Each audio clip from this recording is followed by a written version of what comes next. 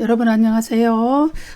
지금 이 시간부터는 요한계시록 20장 말씀을 우리가 함께 나누어 보도록 하겠습니다. 20장 1절부터 3절까지는요. 1000년 동안의 사탄의 결박, 이러한 내용이 나옵니다. 20장 1절 말씀 먼저 읽어 보겠습니다. 또 내가 보매 천사가 무저갱의 열쇠와 큰 쇠사슬을 그의 손에 가지고 하늘로부터 내려와서 계시록 19장 11절부터 21절까지 해서 역사적 종말에 있을 그리스도의 재림과 최후의 심판에 대한 묘사가 있었는데, 이제 20장 1절부터 6절까지 해서는 역사적으로 그 최후의 심판 이전의 시간으로 되돌아가는 환상을 소개합니다. 그 환상이 적용되는 그 시간적인 범위는요, 그리스도의 부활로부터 재림의 때까지로 이렇게 아주 넓은 기간으로 확장할 수가 있습니다. 20장 1절에서 또 내가 보매, 이것은 도입구문이죠. 환상이 전환된다는 것을 나타내는 그런 것을 나타내는 도입구문입니다. 그것은 이제 단순히 계시록 19장의 환상과 다른 환상이 순차적으로 전개된다는 것을 나타내는 것이 아니라 단지 다른 환상이 전개된다는 것을 나타내 주는 거예요. 그래서 19장의 환상과 20장의 환상이 실제로 역사적인 시간 순서로 전개된다는 것을 결코 나타내지 않습니다. 단지 19장과는 다른 환상이 전개된다는 것을 표시해 주는 도입 구문이 되겠습니다. 천사가 무저갱의 열쇠와 큰 쇠사슬을 그의 손에 가지고 하늘로부터 내려와서, 이 구절은 이제 사도 요한이 사탄을 결박하기 위해 하늘에서 내려오는 천사를 본 환상을 소개하는 그런 구절이 됩니다. 여기서 내려와서와 가지고, 이 두 개의 그 헬라어 동사, 두 개의 번역에 해당하는 헬라어 동사는 현재 분사가 됩니다. 그것은 사도 요한이 지금 보고 있는 환상의 생생함을, 사탄을 결박하기 위해 천사가 막 내려오는 그 환상을 묘사해 주고 있는 것이죠. 생생한 환상을. 천사가 그의 손에 가진 것은 무저갱의 열쇠와 큰 쇠사슬이죠. 큰 쇠사슬은 사탄을 잡아서 결박하기 위한 도구가 되겠습니다. 이 천사는 누구냐? 이 천사는 죽음과 무덤에 대한 그리스도의 권세를 대행하는 천사다, 이렇게 볼 수 있습니다. 그래서 천사는 자신의 손에 들고 있는 이 무저갱의 열쇠를 가지고 무저갱을 잠그는 그런 역할을 하겠지요. 이 무저갱의 열쇠에 대해서 G.K. 빌이라는 그 아주 유명한 요한계시록 학자가 있죠. 그분이 설명하는 것을 우리가 이렇게 들어보면 도움이 될 것 같습니다. 요한계시록에서 열쇠는 권세 혹은 신적인 권위를 나타내는, 상징하는 그러한 표현입니다. 그래서 무저갱의 열쇠를 지니고 있다는 것은 무저갱을 열고 닫을 수 있는 권능과 권세를 소유했다는 것을 의미하지요. 그래서 무저갱의 열쇠는 계시록 20장 1절부터 6절까지의 사건이 그리스도의 부활과 더불어 시작되었다는 것을 말해주는 하나의 근거, 단서가 됩니다. 그래서 우리가 여기서 함께 고려할 본문이 어디냐 하면은 계시록 1장 18절이 됩니다. 1장 17절 18절로 이렇게 이어지는 구절. 두려워하지 말라, 나는 처음이요 마지막이니 곧 살아있는 자라. 내가 전에 죽었었노라. 볼지어다 이제 세세토록 살아있어 사망과 음부의 열쇠를 가졌노니.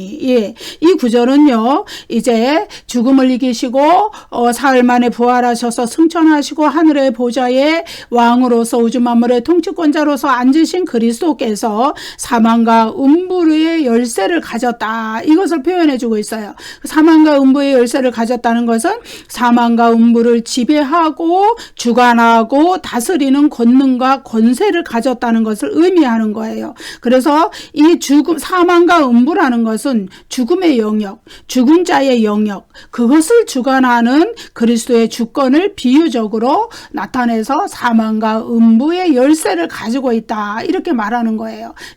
그리스도께서 실제로 보이는 열쇠를 가지고 사망과 음부를 막 열고 닫고 그러는 것이 아니라 비유적으로 사망과 음부의 영역, 죽은 자의 영역, 죽음의 영역을 주관 주관하고 통치하고 다스리는 그러한 능력과 권세를 가지셨다는 것을 사망과 음부의 열쇠를 지니셨다. 이렇게 표현을 해준 거예요. 무저갱의 열쇠도 마찬가지 이런 거죠. 하늘로부터 내려온 천사가 무저갱의 열쇠를 가지고 있다는 것은 그 천사가 사탄의 영역, 죽은 자들의 영역에 끼치는 그리스도의 권세, 권능, 권한 이것을 대행하고 있다는 것을 말해주는 것이에요. 그래서 사망과 음부의 열쇠는 계시록 1장 18절에 나오는 사망과 음부의 열쇠는 이 계시록 20장 1절에 나오는 무저갱의 열쇠와 동일시되는 것이죠.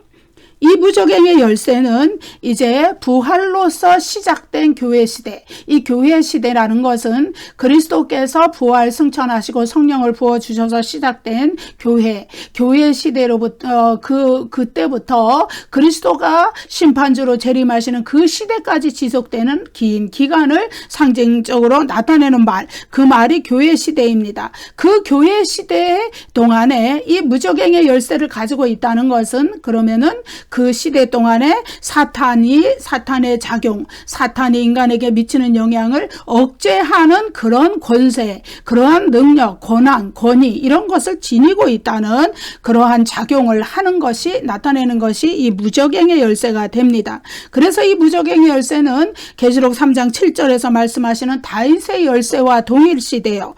빌라델피아 교제의 사제에게 편지하라. 거룩하고 진실하사 다윗의 열쇠를 가지시니 곧 열면 닫을 시간이 없고 닫을 사람이 없고 닫으면 열 사람이 없는 그가 이르시되, 이 다윗의 열쇠는 뭐냐? 구체적으로 현재 시대, 교회 시대 동안에 사탄은 끊임없이 성도들과 교회들을 괴롭히고 시험에 들게 하고 믿음을 빼앗아가기 위해 역사하죠. 그러한 사탄의 능력을, 사탄의 영향력을 제한시키고 억제시키는 영향력을 행사할 수 있는 그리스도의 권세가 바로 이 다윗의 열쇠가 되죠. 그러니까 결과적으로 사망과 음부의 열쇠, 다윗의 열쇠, 무저갱의 열쇠는 다 동일한 능력을 말씀하시는 겁니다. 그것은 그리스도의 권세예요. 사탄의 영향력을 제한해서 성도들을 보호하시는 그리스도의 권세가 되는 것이죠. 그래서 이 계시록 20장 1절에서 이 무저갱의 열쇠라는 것은 그리스도의 주권적인 의지에 따라서 사탄의 활동력을 어느 정도까지, 그러나 완전히 사탄의 그 권세를 제한하는 완전히는 않을 정도로 어느 정도의 영향력을 허용하면서 그 활동력을 어느 정도까지는 제한할 수 있는, 감축시킬 수 있는 그런 그리스도의 능력을 암시하는 거예요.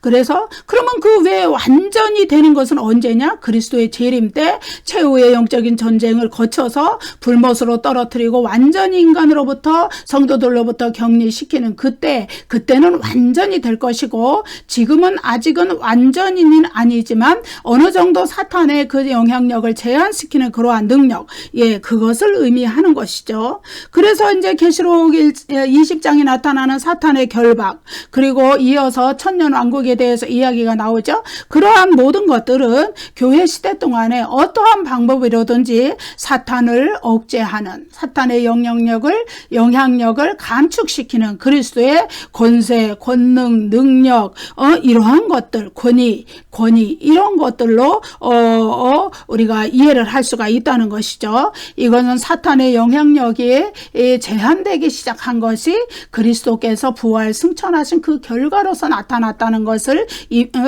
그 결과로서 나타났다는 것을 우리가 알 수 있는 것이에요.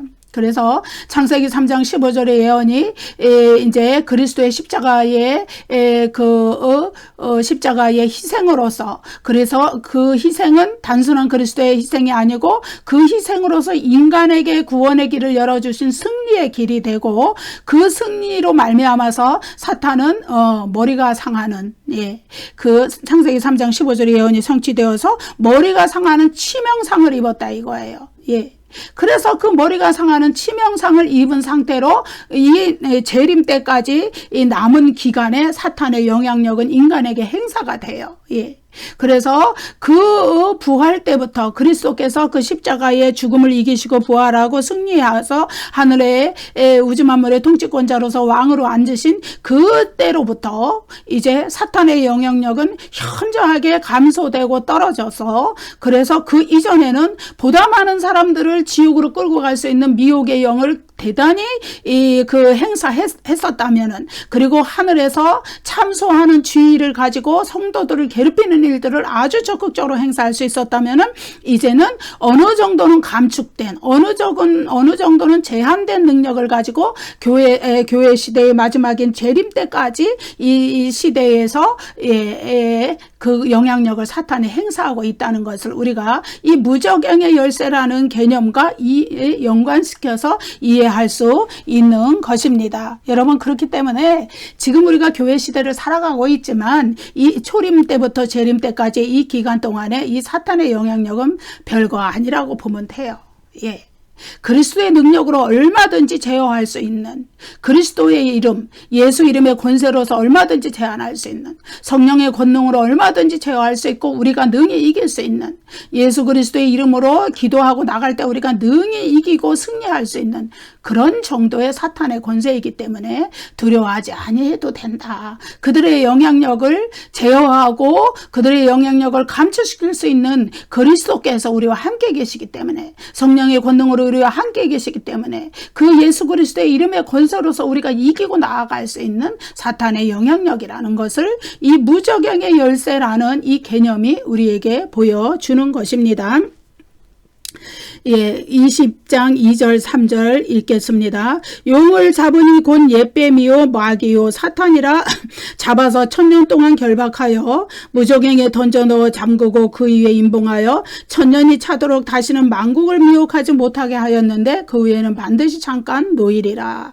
예, 여기에 1000년이 나오죠. 이 1000년이라는 것은, 이 1000년이라는 기간은 문자적 그대로 우리가 헤아리는 산술적 숫자로서의 1000년을 말하지 않습니다. 우리가 요한계시록의 모든 숫자들은 상징적인 숫자라 그랬어요. 어떤 개념을 내포하고 있는, 가리키는 기간이 있다고 그랬어요. 그래서 2000년이라는 이 1000년이라는 기간, 1000년 동안 1000년이 차도록, 이 기간은요 그리스도의 승천과 재림 사이의 기간을 나타내는 상징적인 기간이라는 것을 우리가 먼저 염두에 두고 이 말씀을 생각해 보도록 하겠습니다.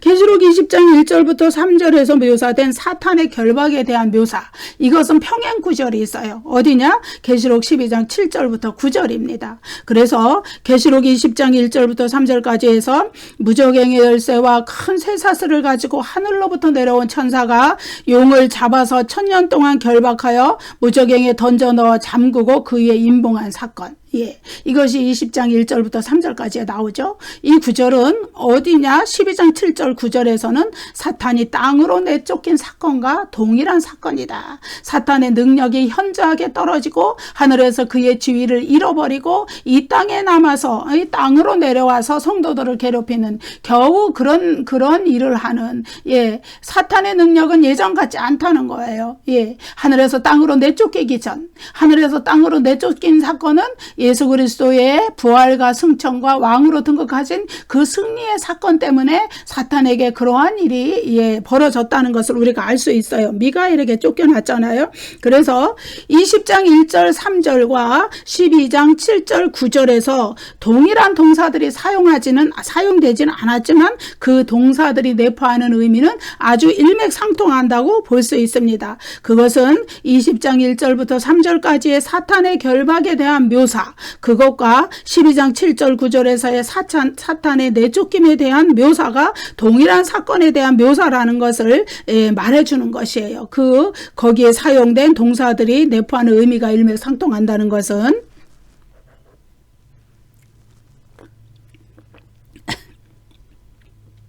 예, 그것을 이제 하나하나 살펴보겠습니다. 계시록 20장 2절부터 3절까지 해서 천사가 용을 결박하는 내용은 모두 5단계로 묘사가 되죠. 여러분, 이거는 환상이에요. 예, 사도 요한이 보는 환상이죠. 그 환상 속에서 이루어진 일이고 그 환상이 실제적으로 의미하는 실체적 사건은 따로 있는 거예요. 그것을 염두에 두셔야 돼요.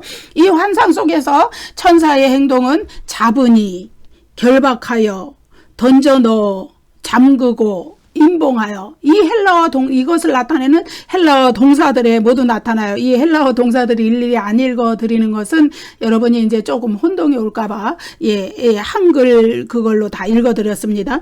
이 헬라어 동사들은요 모두 천사의 행동을 강조하기 위해서 부정과거 능동태로 사용이 되었어요. 그래서 계시록 20장 3절에 던져 넣어 에발렌이라는 헬라어 동사. 그리고 12장 9절에 내쫓기니. 이거는 에발데 이렇게 되어 있습니다. 이 두 동사의 원형은 모두 내던지다, 던지다라는 의미를 가진 발로라는 동사예요. 다만 20장 3절은 천사의 입장에서 능동태로 표현이 되었어요. 던져 넣어 버렸다 이거예요. 사탄을. 그 다음에 그 12장 9절에서는 내쫓겼다 수동태로 표현이 됐어요. 이것은 사탄의 입장, 용의 입장에서 표현이 된 것이에요. 그래서 하나는 능동태고 하나는 수동태이기 때문에 다른 동사처럼 보이지만 두 동사는 본래 발로라는 그 동사에 하나는 능동태, 하나는 수동태로 표현이 되었다 이거예요. 계시록 12장 7절 9절에서 용은 미가엘과 그의 그 사자들, 미가엘을 따르는 천사들, 하늘 군대들과의 영적 전쟁에서 패한 결과로 하늘에 있을 곳을 얻지 못하고 패해서 이 땅으로 쫓겨나요. 그래서 하늘에서 하나님의 보좌 앞에서 막 성도들을 막 참소하는 그 지위를 잃어버리게 돼요. 여러분 욥기에 그 나오잖아요. 천사가 그 사탄이 와가지고 하나님 앞에 서서 욥을 막 정죄하고 참소하고 이런 장면들, 그런 장면들이 있었는데 이제 그런 장면들은 더 이상 없다 이거예요. 쫓겨났어요. 땅으로. 하늘에 있을 곳을 얻지 못해서. 계시록 12장에서 우리가 그 말씀을 나누어 봤었습니다. 그래서 이제 여기 내쫓기니, 이 12장 7절 9절에서는 사탄이 땅으로 내쫓긴 사건을 내쫓기니 이렇게 수동태로 표현을 해줬어요. 에발때 이렇게. 이거는 에발렛때군요.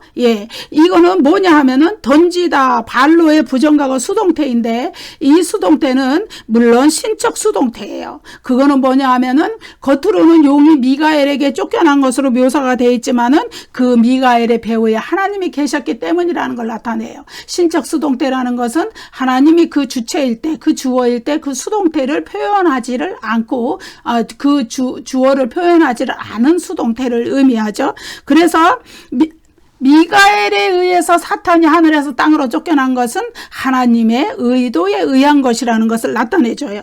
계시록 12장 9절에서만 내쫓기니라 이렇게 3번이나 이 수동태가 사용이 되었어요. 그래서 이 3번을 사용함으로써 사탄이 하늘의 지위를 잃고 땅으로 쫓겨났다. 그래서 이 3번의 내쫓김에 대한 묘사, 이것은 사탄의 입장에서 표현됐기에 모두 부정과거 수동태로 언급이 되었어요. 이것이 계시록 20장 3절에서는 뭐냐 하면은 천사가 잡아서 결박해서 던져 넣어서 잠그고 무적행을 잠그고 임봉한 그 사건과 동일한 사건이라는 것이죠. 계시록 20장 2절에서 용을 잡으니 곧 옛뱀이요 마귀요 사탄이라, 이 구절은 용의 이름을 나타내주죠. 이름의 목록이에요. 여러 이름이 나타났잖아요. 용, 옛뱀, 마귀, 사탄 4가지나 나오죠. 그런데 이 목록은 또 12장 9절에서 용의 이름에 대한 목록들과 유사해요. 거의 똑같아요. 단지 조금의 차이점이 있어요. 그 차이점은 문맥상에서 온 생략 같은 것이 있기 때문이에요. 그것을 보겠습니다. 12장 9절. 자, 20장 2절에서는 용을 잡으니 곧 옛뱀이요 마귀요 사탄이라 잡아서 1000년 동안 결박하여 이렇게 나오죠. 12장 9절에서는 큰 용이 내쫓기니 옛뱀 곧 마귀라고도 하고 사탄이라고도 하며 온 천하를 깨는 자라. 거의 동일한 그 사탄의 이름의 목록이 나오게 됩니다. 이렇게 용의 이름들을 반복해서 이렇게 사도 요한에 표시해 주는 것은 용의 사악한 그 속성, 행위 이런 것을 폭로하는 것이죠. 그리고 20장 2절과 12장 9절에서 용의 이름들의 목록이 이렇게 나타난 것은 마치 정죄받은 죄수가 감옥에 들어갔을 때 법정 선고문이 낭독되는 것처럼 그 용의 사탄의 사탄의 공적인 죄목이 담긴 그런 호칭들로 여기서 이렇게 사용되고 있어요. 그래서 계시록 20장 2절의 용의 이름의 목록에는 12장 9절에 나타난 용의 이름의 목록이 거의 그대로 인용이 되었어요. 예. 거의 반복적이에요. 그런데 다만 문맥상으로 약간의 차이점이 있어요. 그 차이점을 잘 묘사해 준 논문이 있어요.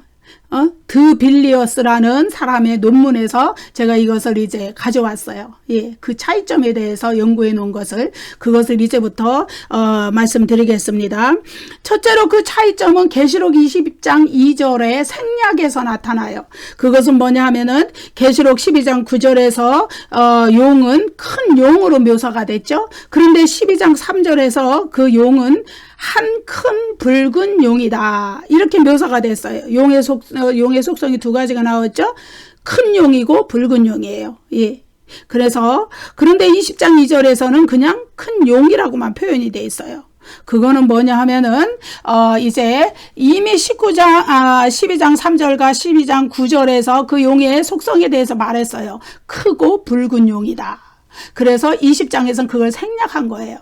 그냥 뭐라고 그랬냐 하면은 용을 잡으니, 예, 이렇게 표현을 한 거예요. 예. 그 용은 그렇지만 12장 3절 9절에서 이미, 예, 큰 용이고 붉은 용이라는 그 표현이 나왔기 때문에 여기선 그것을 생략했고 20장에서는 크고 붉은 용이라고 말하는 것과 똑같아요. 예, 12장에서 이미 그 정보를 주었기 때문에 다만 그걸 생략하고 용이라고만 표현을 해준 거죠. 둘째로 그 차이점은 계시록 12장 9절에서는 마귀라고도 하고 사탄이라고도 하며 이렇게 뭐뭐라고도 하고 뭐뭐라고도 하며 이 헬라어를 그대로 이 문장의 헬라어를 그대로 번역하면 뭐뭐라고 불리는 이런 의미예요. 그러니까 마귀라고도 불리고 사탄이라고도 불리는 이런 의미인데 그런데 20장 2절에서는 그 뭐뭐라고도 하며 뭐뭐라고도 하며 이게 생략이 돼 버렸어요. 그래서 마귀와 사탄이라, 마귀요 사탄이라 이렇게 그냥 직접적으로 표현을 딱 해버렸죠. 예, 생략한 거죠. 앞에서 이미 정보를 주었기 때문에. 세 번째로 계시록 12장 9절에서는 온 천하를 꿰는 자라 이 묘사가 20장 2절에서는 나타나지 않죠. 그렇지만은 20장 2절에서 예, 미혹의 속성 그것은 용의 이름들에서 이미 나타나 있어요. 그리고 20장 2절의 용에 대한 묘사는 12장 9절의 목록으로부터 생략된 형태인데 이 미혹의 주제가 여기에서 온천하를 깨는 자라 12장 9절에서 이렇게 직접적으로 언급한 것을 여기에서 이름에서는 언급해 주지 않았지만은 그 미혹의 주제가 20장에서 나타나요. 아주 뚜렷하게 나타나요. 예. 20장 8절에 보면은 사탄에 대해서 뭐라고 말을 했느냐? 땅의 사방 백성 곧 곡과 마곡을 미혹하고 모아 싸움을 붙이리니 그 수가 바다의 모래 같으리라. 예, 이건 역사적 종말에 있을 아마겟돈 전쟁, 곡과 마곡의 전쟁을 나타내는데 여기서 사탄에 대해서 뭐라고 했느냐? 곡과 마곡을 미혹하는 자라는 거예요. 예, 이거 12장 9절에 온천하를 꿰는 자라 이거랑 같은 표현이에요. 그래서 또 20장 10절에서는 무엇이라 말하느냐? 또 그들을 미혹하는 마귀가 불과 유황못에 던져지니 마귀와 사탄은 같은 이름이라 그랬죠. 동일한 대상을 말하는 이름이죠. 근데 그들을 미혹하는 마귀가 불과 유황못에 떨어졌다. 예, 미혹한다는 거는 속이는 거예요. 꿰이는 거예요. 예. 그래서 12장 9절에 꿰는 자, 20장 10절에 미혹하는 자 이거는 둘 다 정확한 사탄의 이름인데 헬라어로는 동일한 이름이에요. 12장 9절에 꿰는 자도 호플라논 또 20장 10절에 미혹하는 자도 헬라어로 보면 호플라논 똑같은 사탄의 이름을 이제 우리말에서는 개역개정에서는 이렇게 조금 다르게 하나는 꿰는 자로 하나는 미혹하는 자로 이렇게 번역을 해놨다는 것이죠. 그래서 사탄의 이름들의 목록을 처음 12장 9절에서 언급을 했지만 20장 10절에서는 이제 그 불못에 던져지는 사탄의 마지막 운명을 묘사한 것이죠. 20장 10절에서는 거기에서 둘 다 미혹의 주제를 호플라논이라는 헬라어를 써서 헬라어 호칭을 써서 그렇게 표현을 했다는 것이죠. 그것은 이제 사탄의 가장 중요한 속성이 뭐냐? 미혹하는 것이라는 것. 속이는 것이라는 것. 속여서 남을 꿰는 자라는 것. 그것을 나타내 주는 것입니다.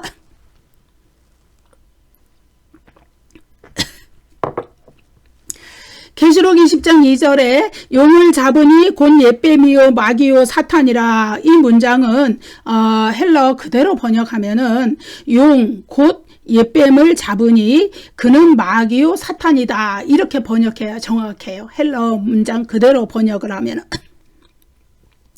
용과 옛뱀은 여기서 동격이에요. 예. 용 곧 옛뱀 이렇게 돼요. 그 다음에 마귀와 사탄은 용의 실체에 대해서 설명해 주는 용어예요. 그래서 이 두 개가 관계대명사 호스로 연결이 돼 있어요. 그러니까 용 곧 옛뱀 그것과 마귀와 사탄 이것은 호스로 관계대명사 호스로 연결이 돼 있는데 그 차이점이 뭐냐면은 용과 옛뱀은 사도 요한이 지금 환상으로 보고 있는 그 모습이에요. 이미지들이에요. 그리고 마귀와 사탄은 그 용이 현실적으로 어떤 실체인가를 나타내주는 그 용어들이에요. 그래서 환상으로 보고 있는 용과 옛뱀 그리고 그 환상 속에 보는 실체가 마귀와 사탄인 것이죠. 이런 것을 보면은 계시록 20장 1절부터 6절까지의 천년왕국에 대한 이 천년 동안의 사탄의 결박 그리고 천년왕국 이러한 것들을 문자적으로 우리가 해석하면 안 된다는 것을 나타내줘요. 그것은 사도 요한이 환상 속에서 보고 있는 장면들이며 그 환상 속에서 보고 있는 장면들이 실제적으로는 어떻게 이루어지는가는 가리키는 실체는 따로 있다는 거예요. 그걸 염두에 두어야 이걸 혼동하지 않을 수 있어요. 자, 이 문장에서 요한은 환상에서 나타나는 상징들이 가리키는 실체가 무엇인지를 말해주는 거예요. 용은 간교함으로 하와를 속여서 인류를 범죄함으로써 영원한 멸망의 길로 이끌어 넣은 옛 뱀이에요. 창세기에 나오는. 그 옛 뱀이 상징하는 실체는 마귀요 사탄이다. 예. 그런데 여기 마귀요 사탄이라 이 구절에서 에스틴이라는 동사가 사용이 돼요. 에스틴, 뭐뭇이라. 이 에스틴이라는 헬라어 동사는 에임이라는 동사는 뭐뭇이다, 뭐뭇 있다, 뭐뭐이다, 뭐뭐 있다, 비동사, 영어의 비동사, 존재를 나타내는 비동사. 예, 그것의 3인칭 현재 시제예요. 그럼 왜 현재 시제를 사용했느냐? 예, 용, 곧 옛뱀이 현재는 마귀로 불리기도 하고 사탄으로 불리기도 한다. 현재는 우리 시대에. 예? 그러니까 교회 시대에 초림 때부터 재림 때 이르는 이 교회 시대에 사탄이라고 불리고 마귀라고 불리는 그것이 예?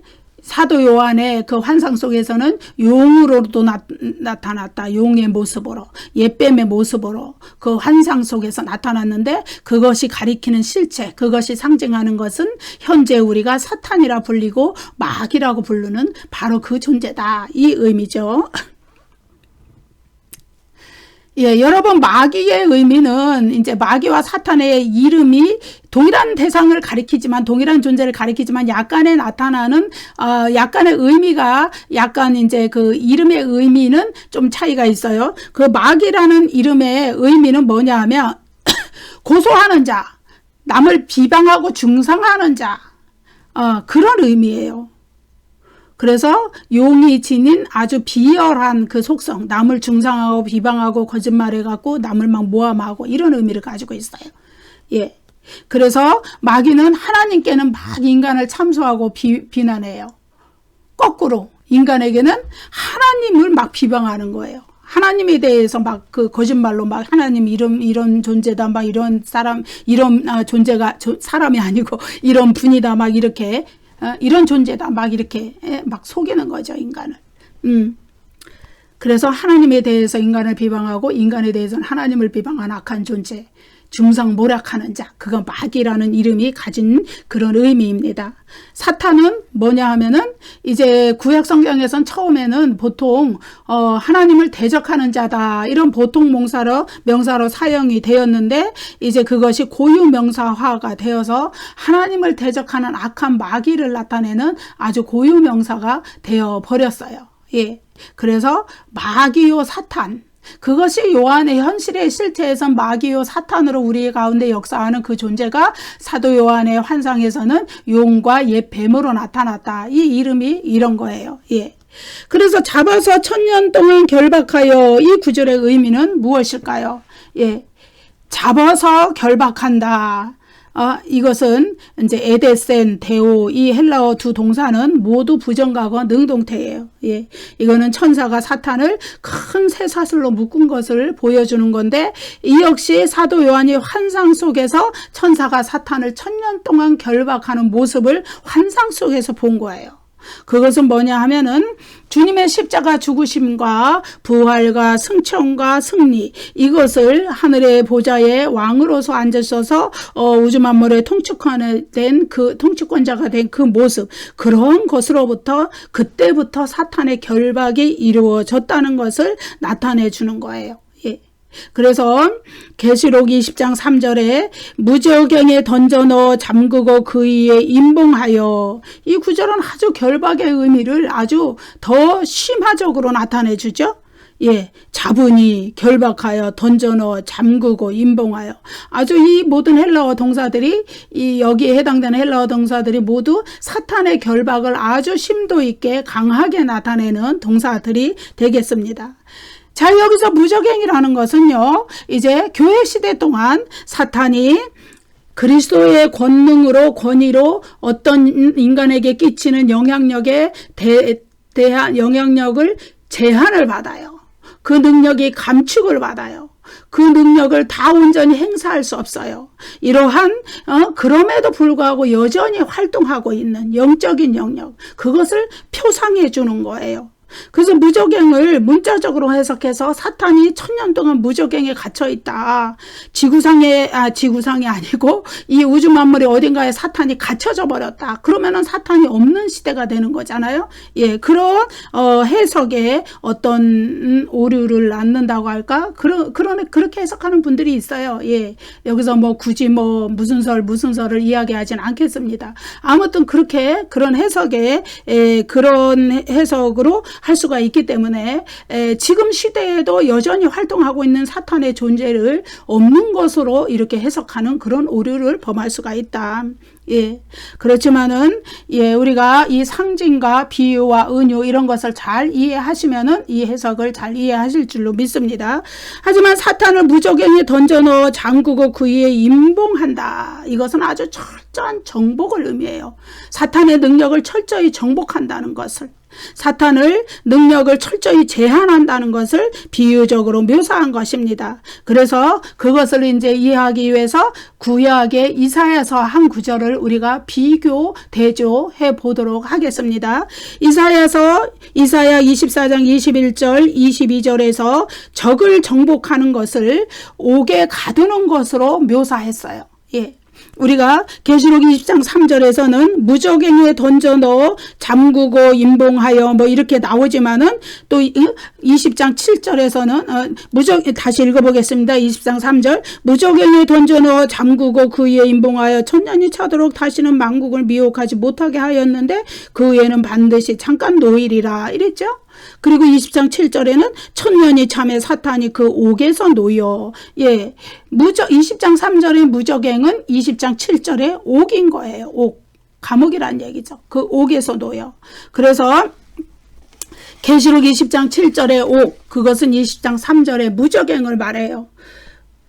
그것은 사탄이 정복당했다는, 그 능력이 제한당했다는 의미를 비유적으로 가지고 있어요. 그래서 이사야 24장 21절 22절에서 하나님의 적대적 세력을 옥에 가두는 것을 그들을 정복하시는 방법으로 사용한다는 것을 우리가 알 수 있어요.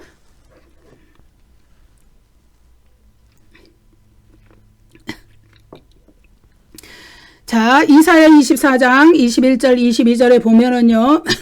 하늘의 군대와 땅의 왕들을 벌하실 것을 이야기해요. 여기서 하늘의 군대라는 거는 사탄의 군대를 의미해요. 사탄과 그 추종자들을 의미해요. 그리고 이사야 24장 22절은 그들이 깊은 옥에 감금될 것을 언급해요. 지하 감옥, 구덩이. 여기서 깊은 옥이라는 것은 지하 감옥, 구덩이, 이런 그 원문의 뜻을 보면 그런 의미를 가지고 있어요. 그러면은 24장 21절에서 하늘의 군대와 하늘의 군대, 사탄과 그의 추종자들, 그들이 땅으로 쫓겨나서 지하 깊은 옥에 갇힌다, 이 사건을 의미하는 것이죠. 무적행에 갇힌다는 의미나 같은 거예요. 그 다음에 24장 이사야 24장 22절은 그들이 여러 날 후에 최종적인 형벌을 받을 것이다. 예, 이것은 이제 무적행에서 풀려나와서, 예, 깊은 옥에서 풀려나와서 잠시 동안 풀려나오지만은, 예, 계시록으로 말하면 무적행에서 풀린 사건을 말하는 거죠. 1000년 후에. 그렇지만은 다시 이제 재림하신 그리스도께 패해서 영원한 지옥인 불못으로 던져질 것을 나타내는 것이죠. 이것과 동일한 예언의 말씀이 바로 계시록 20장 1절 3절과 7절 10절의 사건을 나타내 주는 거예요. 이사야 24장 21절 22절과 동일한 사건을 의미하는 거예요. 다시 20장 1절 3절 7절 10절 이거 보겠습니다. 계시록 19장 21절에서 땅의 왕들의 패배에 대해서 말하죠. 그리고 20장 1절 3절은 그 사탄이 결박당하는 것을 이야기해요. 이것이 이사야에서 깊은 옥에 갇히는 사건과 같은 것이죠. 20장 1절은 사탄이 무적행에 감금될 것을 언급하고, 20장 7절에서 그 무적행은 바로 옥이라고, 옥, 감옥, 예, 그것으로 불린다는 것을 이야기해줘요.